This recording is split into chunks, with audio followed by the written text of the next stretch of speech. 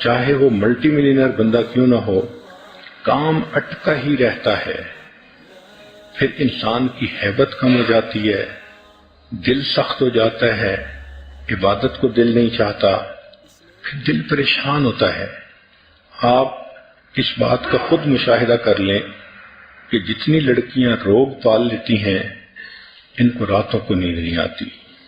کبھی 1 بجے میسج آ رہا ہے، کبھی 2 بجے میسج جا رہا ہے، ساری رات جاگ کے گزار دیتی ہیں۔ جس گناہ نے دنیا میں سکون چھین لیا، سوچیں آخرت میں سکون کیسے ملے گا۔ پھر پریشان ہو کے خود کہتی ہیں اس جینے سے تو مر جانا اچھا تھا، اب تو گھبرا کے یہ کہتے ہیں کہ مر جائیں گے، مر کے بھی چین نہ پایا تو کدھر جائیں گے۔ اس لیے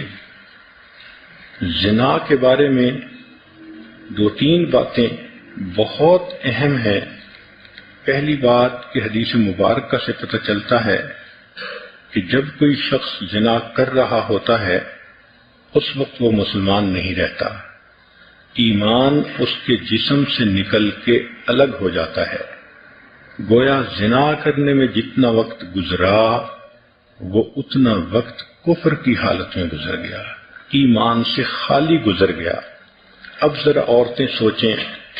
کہ جب ان کے جسم کو کسی غیر محرم نے ہاتھ لگایا، یہ اتنی دیر کفر کی حالت میں رہیں،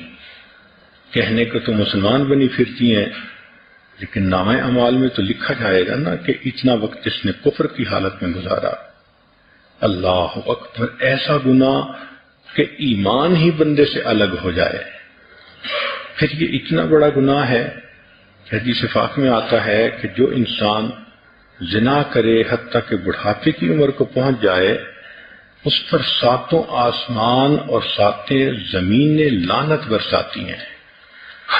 ایسے بندے کو قیامت کے دن اللہ تعالیٰ آنکھ اٹھا کر نہیں دیکھیں گے، تو غیر کو محبت کی نظروں سے دیکھتا تھا، آج میں تیرے چہرے کو محبت کی نظر سے نہیں دیکھوں گا۔ یہ کتنی بڑی محرومی ہے کہ اللہ تعالیٰ اس شخص کے چہرے کو ہی دیکھنا پسند نہ کرے۔ علامہ مناوی رحمۃ اللہ علیہ کے دادا کہتے تھے کہ جو شخص زنا کا مرتکب ہوتا ہے اس کے چہرے کی ظلمت اہل باطن دیکھتے ہیں، جب قریب وہ آتا ہے تو اس کے جسم سے بدبو آتی ہے، جب وہ نہاتا ہے تو پانی کے اندر زنا کا گناہ دھل رہا ہوتا ہے، پانی دیکھ کر وہ بتا سکتے ہیں۔ امام اعظم حنیفہ رحمۃ اللہ علیہ کا واقعہ ہے، ایک نوجوان کو نہاتے دیکھ کر انہوں نے دیکھ لیا کہ یہ زنا کا مرتکب ہوا ہے۔ ابن عساکر نے ایک حدیث نقل کی ہے، المقیم علی الزنا کعابد وثن، کہ جو زنا کے اوپر مقیم ہوتا ہے وہ بت پرست کی مانند ہوتا ہے۔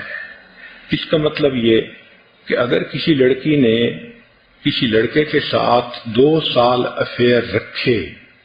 تو اللہ کے ہاں یہ 2 سال بت پرست رہی، اس کا نام مومنوں کی فہرست میں نہیں ہوگا، اس کا نام بت پرستوں کی فہرست میں ہوگا۔ آج سوچئے ہم بت پرستوں کی باتیں پڑھتے ہیں تو کہتے ہیں یہ ایمان سے محروم تھے، ایسا تو نہیں کہیں ہمارا نام ہی بت پرستوں میں لکھ دیا گیا ہو۔ اس لیے عورتیں اس پوائنٹ کو خوب اچھی طرح سمجھیں کہ یہ زنا کا گناہ ایمان سے محروم کرتا ہے، زنا کا گناہ انسان کو اللہ کے دفتر میں بت پرستوں کی فہرست میں شامل کرتا ہے۔ یہ جو ہوتا ہے نا کسی کو محبت سے چاہنا، ہر وقت اس کا دھیان رہنا، تو میرا دین ایمان سجنا، تو اللہ تعالیٰ پھر بندے کا نام ایمانداروں کی فہرست سے نکال دیتے ہیں۔ تو کتنی عجیب بات ہے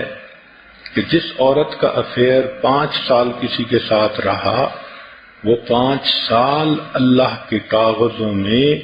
بت پرست بن کر رہی، وہ شرک کرتی رہی، وہ مومنہ نہیں تھی، وہ مشرکہ تھی۔ سوچئے یہ کتنا بڑا گناہ ہے۔ پھر اس کی سزا آخرت میں اتنی زیادہ کہ پڑھ کے کانپتا ہے بندہ۔ ان میں سے ایک سزا یہ ہے کہ جو زانیہ عورت ہوگی اور بغیر توبہ کے مر جائے گی، تو جہنم میں اس کو فرشتے ایک غار کی طرف لے جائیں گے، اس غار کے اندر دھکا دے کر اس کے منہ کے اوپر چٹان رکھ دیں گے، وہ عورت نہیں نکل سکے گی۔ اس غار کے اندر بچھو ہوں گے، وہ بچھو اس کے جسم پر اس طرح لپٹیں گے جیسے شہد کے چھتے کے اوپر شہد کی مکھیاں ہوتی ہیں، اور اتنے بچھو ایک وقت میں اس کو کاٹیں گے، اس کو تکلیف ہوگی، مگر اللہ تعالیٰ کے کہیں گے کہ تو نے وہ گناہ کیا کہ جس گناہ کی وجہ سے تیرے انگ انگ نے مزے لیے تھے، آج تیرے انگ انگ میں زہر جائے گا اور اس کو جا کر تکلیف پہنچائے گا۔ سوچئے، اکیلا ہوگا، بچھو کاٹ رہے ہوں گے، آج تو کوئی مکھی کاٹ جائے شہد کی تو درد برداشت نہیں ہوتا،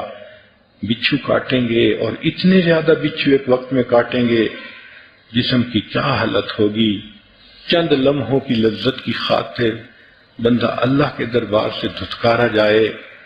بندہ اللہ کے نظر کے اندر مشرک بن جائے، بت پرست بن جائے، اللہ تعالی محبت کی نظر سے دیکھنا ہی پسند نہ کریں، تو ایسا گناہ کتنا بڑا گناہ ہے۔ اور پھر اس کی ایک اور دنیا کے اندر جو نحوست ہوتی ہے کہ اس گناہ کی وجہ سے میاں بیوی کے دلوں میں فاصلے آ جاتے ہیں۔ اللہ تعالیٰ اس گناہ سے بچنے کی توفیق عطا فرمائے۔